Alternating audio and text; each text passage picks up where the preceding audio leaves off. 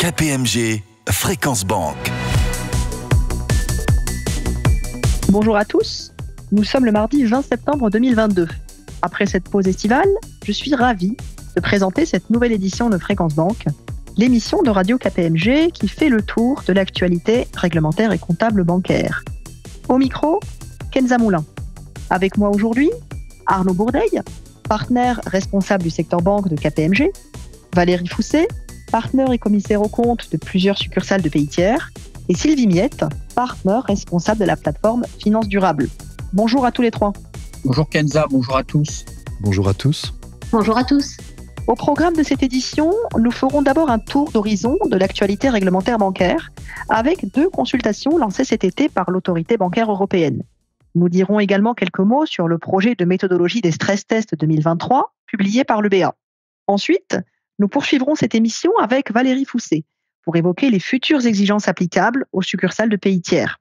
Et enfin, nous clôturerons l'émission avec notre chronique verte présentée par Sylvie Miette qui décrypte dorénavant à chaque édition les principaux sujets ESG de la période.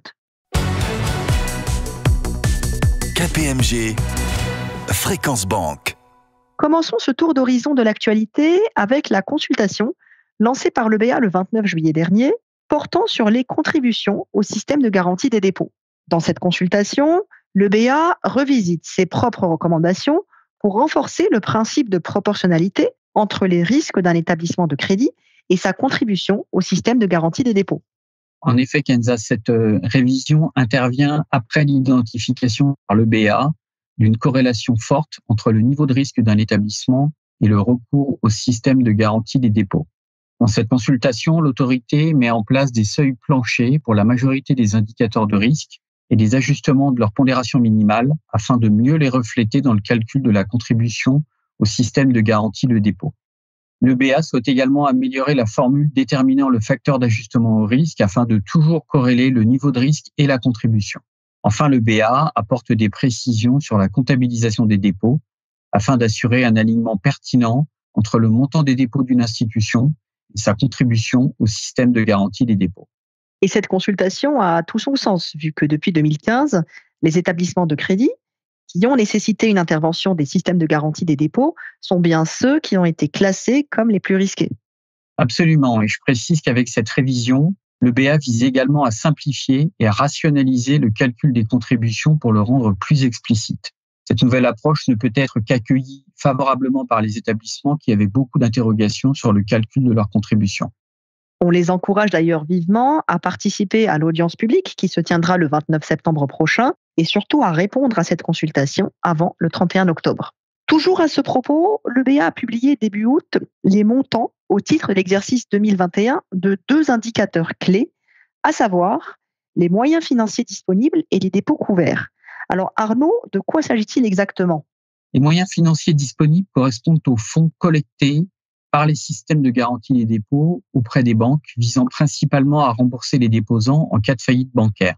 Ce qu'on observe, c'est que les fonds augmentent dans la plupart des systèmes de garantie, ce qui montre une volonté générale de se prémunir face à une potentielle faillite bancaire. Cette dynamique haussière résulte notamment de la hausse de l'épargne des ménages consécutive au Covid-19, qui a mécaniquement conduit à une augmentation de la contribution des banques. Et conformément à la directive sur les systèmes de garantie des dépôts, on rappelle que ces derniers doivent atteindre d'ici 2024 0,8% de leurs moyens financiers disponibles par rapport aux dépôts couverts. À fin 2021, au sein de l'espace économique européen, 17 systèmes de garantie des dépôts sur 36 atteignaient ce seuil, soit à peine la moitié.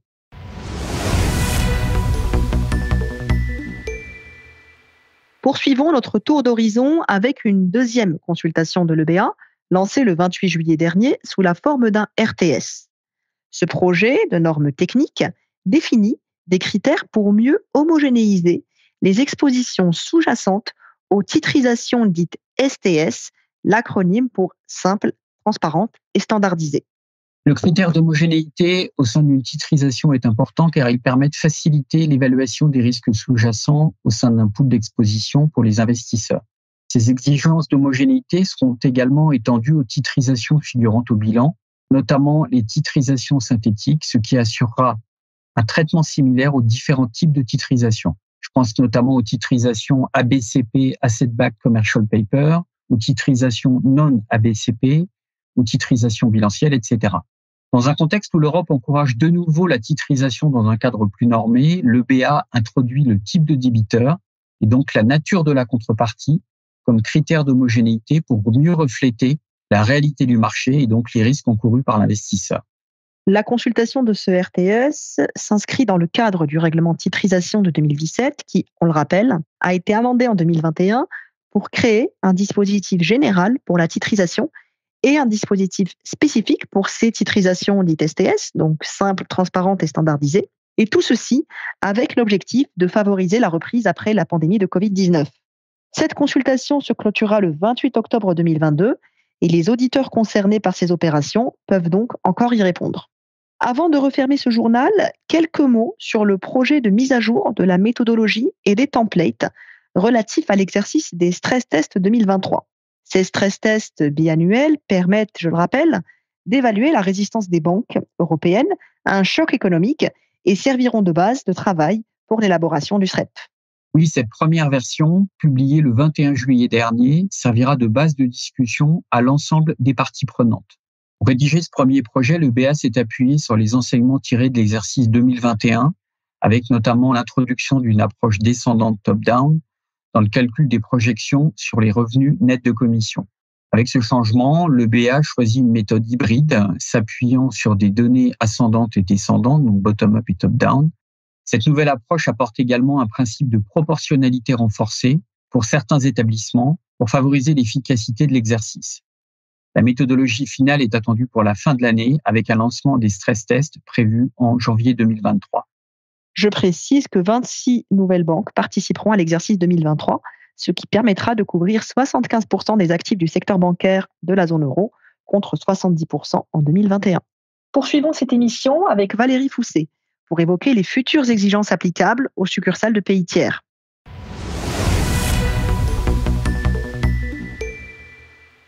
Selon un rapport de l'autorité bancaire européenne, les 15 plus grands groupes bancaires non européens détiennent en Europe plus des 3/4 de leurs actifs dans des succursales de pays tiers. Fin 2020, l'Union européenne comptait ainsi 106 succursales de pays tiers pour un total d'actifs de 510 milliards d'euros.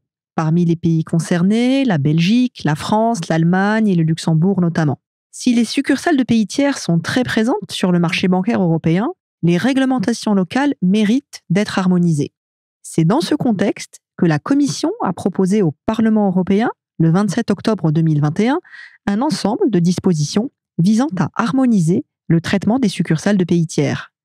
Ces propositions, intégrées dans le futur dispositif réglementaire CRR3 CRD6, sont actuellement en discussion au Parlement européen. Elles auront, sans aucun doute, un impact significatif sur les banques qui exercent leurs activités dans l'Union européenne.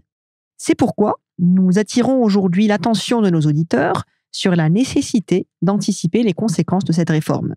Pour cela, nous avons le plaisir d'accueillir à notre micro Valérie Fousset, partenaire de KPMG France dans le secteur financier. Il va nous apporter son éclairage sur ce sujet. Bonjour Valérie. Bonjour Kenza, bonjour à tous. Avant de nous intéresser aux évolutions des exigences applicables aux succursales de pays tiers, pouvez-vous expliquer précisément à nos auditeurs quels sont les axes d'amélioration du système européen actuel visés par ces nouvelles exigences ? Comme vous l'avez évoqué en introduction, la Commission a identifié des faiblesses au niveau de la réglementation locale bancaire des pays d'implantation en Europe, de ces succursales, et souhaite une meilleure harmonisation avec les exigences européennes. À titre d'illustration, elle a constaté qu'il existe peu d'exigences communes en matière prudentielle, d'agréments standardisés ou encore d'accords de coopération appropriés entre les autorités de surveillance et les groupes bancaires de ces pays tiers. Cela peut se traduire par le développement d'activités bancaires qui ne seraient pas soumises à une supervision suffisante par les autorités de régulation.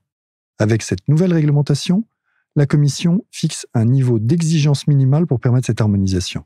Il y a donc une vraie évolution de l'environnement réglementaire qui jusqu'ici était fragmenté. Quelles sont les règles actuellement appliquées dans l'Union européenne ? Aujourd'hui, hormis les obligations de communiquer des informations prévues par la directive CRD5, les succursales de pays tiers sont soumises essentiellement aux règles nationales. Ces exigences sont donc disparates d'un État membre à l'autre et une certaine compétition existe entre États pour attirer de nouveaux entrants. Aujourd'hui, 2 positions sont observables dans l'Union européenne. La première position, qu'on peut appeler subsidiary approach, appliquée par la majorité des États membres, conduit à considérer une succursale de pays tiers comme une entité distincte de la banque du pays tiers dont elle est issue. Cette position implique un suivi en stand-alone, c'est-à-dire individuel, de la conformité au texte en vigueur dans le pays d'implantation de la succursale. Je précise aussi que certains États membres qui utilisent cette approche appliquent un traitement prudentiel simplifié à certaines succursales sous leur supervision. C'est ce qu'on appelle la Simplified Approach. C'est le cas de la France. Parmi les règles applicables en France, aux succursales de pays tiers, on peut citer l'obligation d'obtenir un agrément auprès de la CPR, de mettre en place une gouvernance assurée au moins par 2 dirigeants effectifs, d'appliquer les exigences de solvabilité, de liquidité et autres prévues par le CRR, avec la possibilité de bénéficier d'exemptions par le superviseur. Vous avez évoqué 2 positions. Quelle est la deuxième ? La deuxième position est la Branch Specific Approach. Cette position est retenue par 6 États membres. Elle consiste à ne pas considérer la succursale comme une entité juridique distincte de la banque de pays tiers. La conséquence directe de cette lecture est de ne pas soumettre la succursale aux exigences prudentielles sur ses seules opérations. Son traitement prudentiel et sa surveillance dépendent de la solidité financière de la banque, pris dans son ensemble au niveau du pays tiers et non de la succursale. La supervision est alors considérée comme exercée par l'autorité de surveillance du pays d'origine et l'autorité du pays d'implantation de la succursale en Europe apprécie au cas par cas l'équivalence du régime réglementaire dont dépend la banque. Elle adapte en conséquence sa pratique de supervision. Autrement dit, les États membres appliquent donc un traitement et un régime prudentiel à la carte. Quel est le risque identifié par la Commission européenne quant à ces différentes approches ?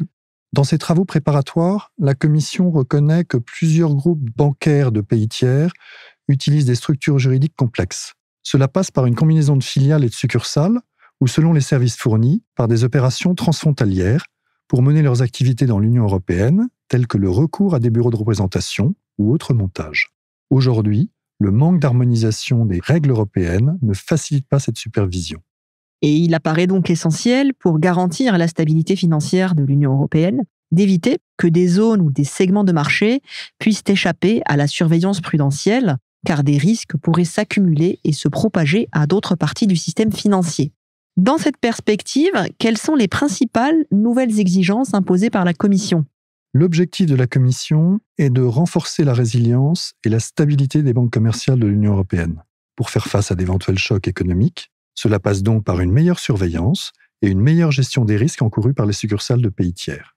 Plusieurs mesures sont envisagées par la Commission. Elle propose notamment que les services bancaires rendus par les établissements de crédit, issus de pays tiers, ne puissent être fournis qu'à travers une filiale ou une succursale.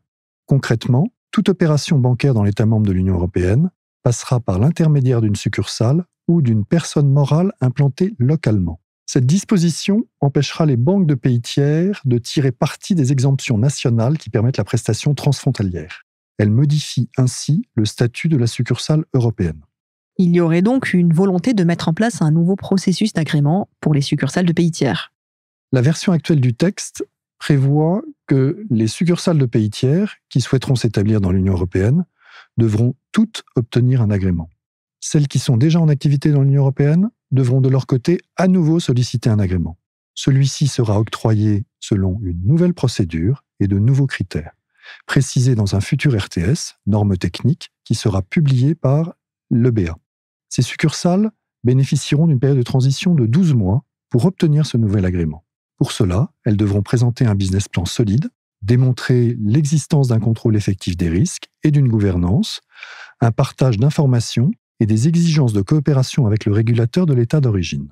Cette nouvelle procédure d'agrément serait donc identique pour toutes les succursales de pays tiers en activité dans l'Union européenne, peu importe leur taille ou leur activité ? En effet, Kenza, le législateur a néanmoins inclus une dose de proportionnalité dans le nouveau dispositif, en créant une classification des succursales de pays tiers selon 2 catégories. Une succursale est considérée en catégorie 1 si elle répond au moins à l'un des critères suivants. Un total d'actifs dans l'État membre égal ou supérieur à 5 milliards d'euros, des activités qui incluent la réception des dépôts et autres fonds remboursables de la clientèle de détail. Et dernier critère, les normes prudentielles de la maison mère de la succursale ne sont pas considérées comme équivalentes à celles applicables dans l'Union européenne. À défaut, La succursale relève de la catégorie 2. Et j'imagine que cette catégorisation influe sur les exigences appliquées à la succursale. Oui, tout à fait. Les exigences de dotation en capital minimal dépendent de la catégorie. Les succursales de catégorie 1 devront être dotées d'un capital à minima égal à 1% du total de leur passif, avec un plancher de 10 millions d'euros. Quant aux succursales de catégorie 2, le capital minimum sera au moins de 5 millions d'euros. Cette catégorisation a également d'autres impacts sur les exigences de liquidité. Les succursales devront disposer d'un volume d'actifs liquides et non grévés pour couvrir des sorties de trésorerie sur une période de 30 jours. Ces fonds devront être déposés sur un compte séquestre auprès d'un établissement de crédit européen ou d'une banque centrale de l'Union européenne. Autrement dit, les succursales de catégorie 1 devront respecter le ratio liquidité LCR. La Commission dit-elle quelque chose sur la gestion des risques de la succursale ou sur de nouvelles exigences en matière de reporting ? Oui, de nouvelles obligations en matière de gouvernance interne et de contrôle des risques sont proposées par la Commission. Les exigences de reporting devraient être renforcées. Les succursales devraient être contraintes. 1. D'établir un suivi de leurs actifs et passifs liés à l'activité exercée dans l'État membre. 2. De communiquer régulièrement des informations permettant aux autorités européennes de s'assurer qu'elles respectent la réglementation prudentielle. Le contenu et les modalités de reporting seront précisés par une norme de l'EBA.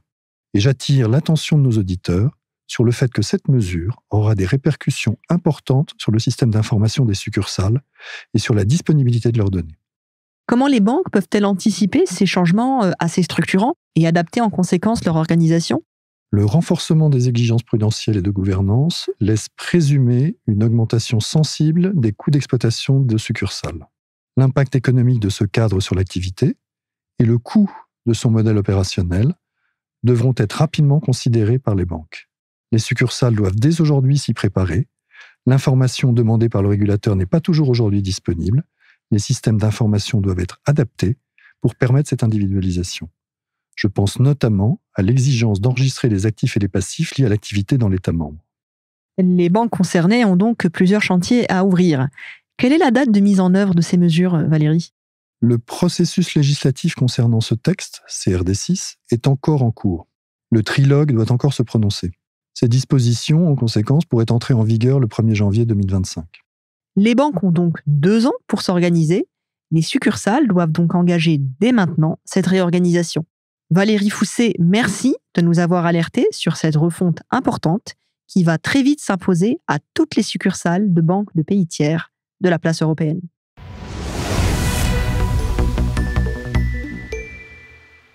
Poursuivons cette émission avec la chronique de Sylvie Niette dédiée au sujet ESG. Bonjour Sylvie. Bonjour Kenza, bonjour à tous. Aujourd'hui, ma chronique verte porte sur les résultats du stress test climatique réalisé par la Banque centrale européenne auprès de 104 banques et publié le 8 juillet dernier. Je rappelle que la BCE a conçu cet exercice en 3 parties pour mettre en lumière le manque de considération des risques climatiques par les établissements bancaires. Cet exercice vise également à collecter les données indispensables à la mise en place d'un système financier capable de résister aux crises climatiques.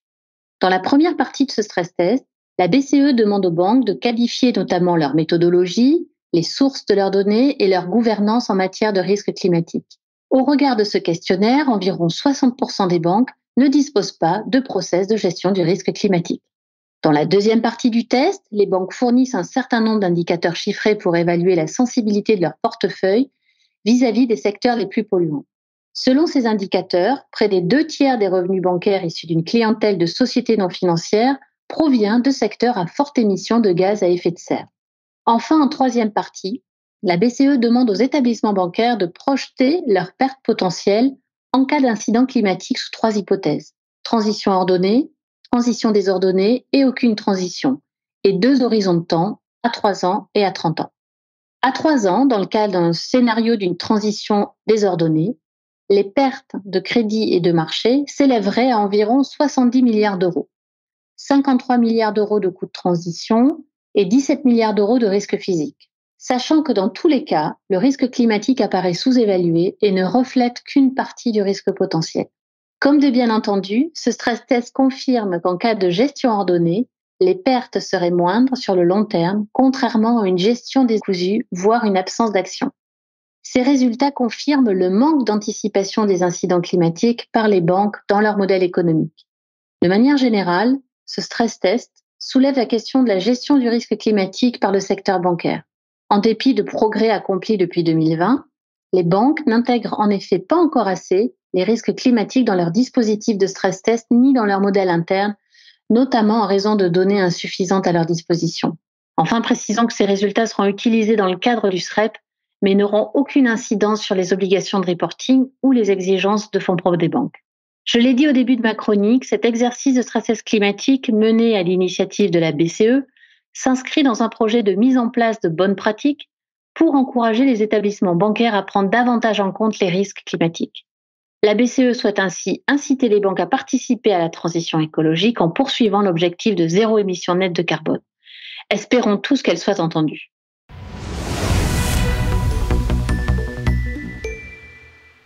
Avant de terminer cette émission, sachez que KPMG organise à la Salle Gaveau le 23 novembre prochain sa conférence annuelle Arrêté des comptes, banque et assurance. En présence de nos experts, d'institutionnels et d'invités, cette conférence abordera l'actualité financière, réglementaire et ESG de l'année. En clair, une journée indispensable pour préparer sereinement la clôture 2022. Nous vous attendons nombreux. Pour vous inscrire à cette conférence, rendez-vous sur kpmg.fr. Enfin, clôturons cette émission avec quelques conseils de lecture qui sont parus cet été. Notre étude sur la performance des grands groupes bancaires français au 30 juin 2022 et notre numéro ActuBank du mois de juillet. Ces deux publications sont adressées à l'ensemble de nos abonnés et sont aussi disponibles sur kpmg.fr. Cette émission est maintenant terminée. Un grand merci pour votre attention et rendez-vous le 10 novembre prochain pour une nouvelle édition de Fréquence Banque. D'ici là, n'hésitez pas à télécharger notre application Radio KPMG sur l'App Store ou Google Play. Vous pourrez ainsi écouter toutes les émissions de notre radio et notamment notre nouvelle émission Cap Gouvernance. Très bonne journée à tous. KPMG, Fréquence Banque.